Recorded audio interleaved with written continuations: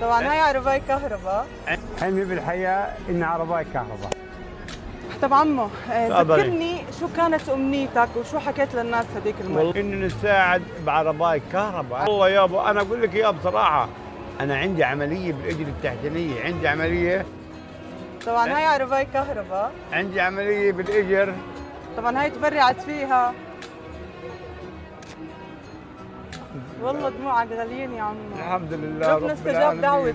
الحمد لله رب صبية من أهل العالمين. الخير الله برعت يعطيها. لك فيها، حكيت لنا بس إنه تدعي لوالدها. والله يا رب الله يرحم يرحمها. والدها يا رب. ويهنيها يا رب بأولادها. الحمد لله. ضلك ادعي لها وادعي لوالدها. والله الله هذا يمد اللي بعمرها، بدها إياه. والله الله يرضى عليها. يعني ربنا سبحانه وتعالى ريحني الحمد لله. من مشوار اني بجي من جبل التاج الحمد لهين، وانا بقول يا رب وانت صورتيني اول مره. ربنا كتب هذا اللقاء عشان ربنا يسهل عليك الحال. انا بدي اطل لك ورقتين من اخوك. انا رح اخذهم منك الوردتين، رح اخذهم.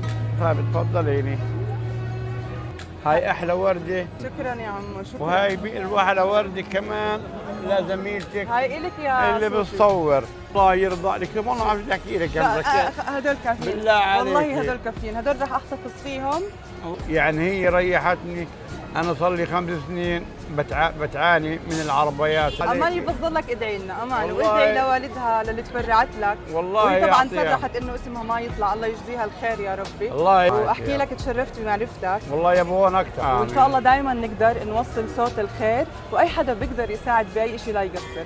وبس والله هاي هي كل السلافه، كانت معكم ملاك الدبش. بدي اشوف كيف تجرب عليها.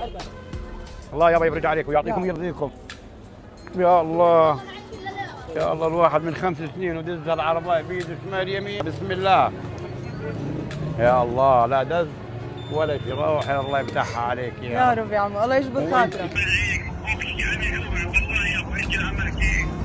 الحمد لله رب العالمين.